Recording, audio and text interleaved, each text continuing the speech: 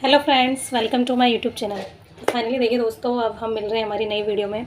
तो आज का जो हमारा टॉपिक होगा वो होगा एसआई एग्ज़ाम 2021 वाले को रद्द कर दिया गया है। जैसा कि दोस्तों आप सभी लोगों ने देखा है कि हमारी जो एग्ज़ाम होता है एसआई 2021 उसके ऊपर काफ़ी टाइम से कोर्ट में पैरवी चल रही थी कि एग्ज़ाम रद्द होना चाहिए या नहीं होना चाहिए। तो दोस्तों आप लोग भी कमेंट में अपनी अपनी राय बता सकते हैं, आप लोगों को कैसा लगता है कि एग्ज़ाम रद्द हुआ तो सही हुआ या नहीं हुआ।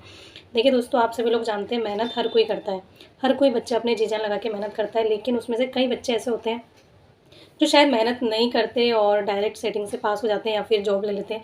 वो कहीं ना कहीं गलत है। वो मैं भी मानती हूँ गलत है और आप लोग भी मानते हो गलत है।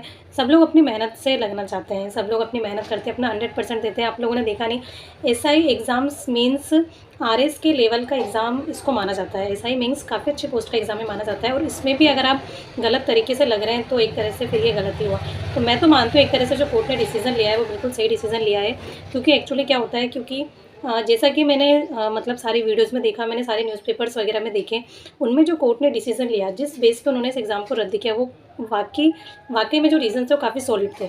जो भी उन्होंने एसओजी ने जो इसकी पूरी जांच की, पड़ताल की, उन्होंने देखा कि किस तरह डमी डमी कैंडिडेट्स ने एग्ज़ाम दिए हैं। आप लोग बिलीव नहीं करेंगे, मतलब जो उनके एडमिट कार्ड थे उन पर उनके फ़ोटो तक क्लियर नहीं थे। तो मतलब वो जो थे चेकिंग, जो भी चेकर थे वो पहचान ही नहीं पाए कि एक्चुअली इनकी फ़ोटो है या नहीं है। तो वो इतना एग्ज़ाम देने आते हैं बच्चे, उनसे इतना बहस भी नहीं कर पाते कि जब उनके एडमिट कार्ड में फ़ोटो क्लियर नहीं है तो वो लोग कैसे जज कर सकते हैं कि बच्चा वही है। तो इतने सारे डमी कैंडिडेट्स हैं, उन्होंने एग्ज़ाम्स दिए और एग्ज़ाम्स देके सेटिंग से एग्ज़ाम्स को पास किया।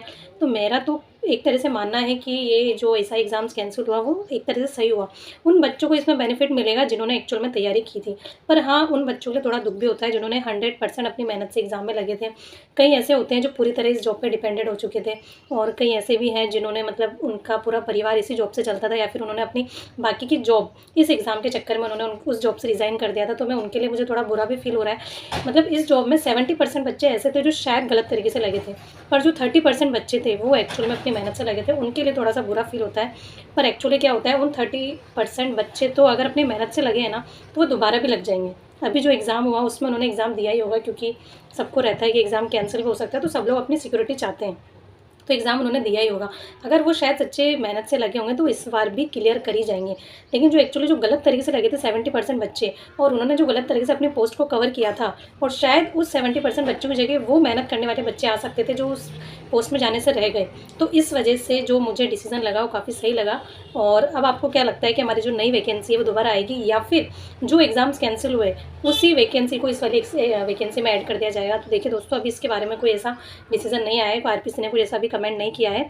बस ये ज़रूर था कि हाँ, जो 2021 वाली वैकेंसी उसको रद्द कर दिया गया है, और उस रद्द के चक्कर में काफ़ी सारे बच्चे जो थे वो डाउट में थे कि जो ये 2025 वाली वैकेंसी जो है उसका एग्ज़ाम होगा या नहीं होगा। तो देखिए, ये तो पहले अनाउंस हो चुका था। अब एक्चुअली जो हमारी आरपीसी और जो अधीनस्थ बोर्ड है वो डेट को लेकर काफ़ी पंचुअल हो चुके हैं। पहले जो उनके बारे में कहा जाता था कि ये अपनी डेट को लेकर काफ़ी पंचुअल नहीं होते, रिजल्ट टाइम पे नहीं आता है, और एक्चुअली एग्ज़ाम टाइम पे कंडक्ट नहीं होता है, डेट पहले अनाउंस हो जाती है पर उस डेट पे कोई ना कोई एग्ज़ाम फंसने के कारण कोई ना कोई एग्ज़ाम टाइम पे। लेकिन अब जो आरपीसी हो रहा है, एक तो आपने आरपीसी का पैटर्न देख ही लिया होगा, एग्ज़ाम का लेवल काफ़ी अच्छा आ रहा है। एसआई का पेपर भी ठीक ही था, एवरेज मैं मानूंगी, ज़्यादा हार्ड भी नहीं था, ठीक मतलब मिडिल लेवल का उन्होंने एग्ज़ाम बनाया था। पेपर को देखा मैंने, एनालाइज़ किया, और जो मतलब जो अधीनस्थ बोर्ड है उसके भी अब पेपर ठीक ही आने लगे। पटवारी वीडियो का जो पेपर आया था वो ठीक था, मतलब हम लोग कह सकते थे बिल्कुल मतलब मिडल लेवल पे हम लोग कह सकते हैं। लेकिन जब उन्होंने रीट का एग्ज़ाम बनाया तो उन्होंने पूरी तरह से हिला दिया। मतलब आप अधीनस्थ बोर्ड को भी बिल्कुल मतलब ऐसे नहीं ले सकते कि वो अपने एग्ज़ाम बिल्कुल ईजी बनाएगा। तो मैं तो ये मानती हूँ कि अगर आपने एसआई का एग्ज़ाम जो अभी वाला जो दिया है वो वेल गुड है, अच्छा ही हुआ होगा आपका। और जो पुरानी वैकेंसी पुरानी जो वैकेंसी है उसको जो मतलब रद्द कर दिया गया है, उसमें अगर आप लोग कैंडिडेट्स आते हैं, आप लोग को दुःख हुआ है, तो उसके लिए मुझे थोड़ा सा गिल्टी फील हुआ है कि आप लोग मेहनत करके ईमानदारी से लगे थे। पर मैं मानती हूँ जिसने सच्चे मन से मेहनत की होगी ना वो कहीं ना कहीं लगी जाएगा, और वो जॉब ले ही चुका होगा। और इवन अगर उसने 2025-26 वाली वैकेंसी भी दी होगी तो उसमें अपना एग्जाम वो क्वालिफाई ज़रूर करेगा, और मेरी तरफ से बेस्ट ऑफ लक। और जो गलत तरीके से लगे होंगे और उनकी सीट वैकेंट जाएगी, तो मुझे जहाँ तक लगता है आरपीसी शायद हो सकता है दोबारा वैकेंसी इसकी अच्छी खासी तादाद में वैकेंसी दोबारा अनाउंस कर दे। तो आप लोग अगर एसआई की प्रिपरेशन कर रहे हैं तो आप लोग कंटिन्यू रखिए, हो सकता है दोबारा वैकेंसी आ जाए, या फिर इसी वाली वैकेंसी में उसको ऐड ऑन करके वैकेंसी बढ़ा दी जाए।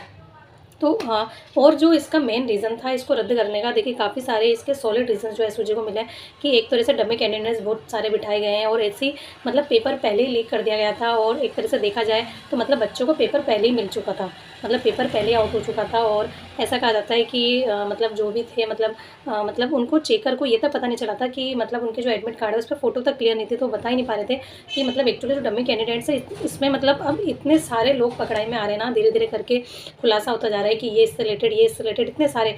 तो मतलब एक तरह से इस वैकेंसी को रद्द करना ही ठीक रहा।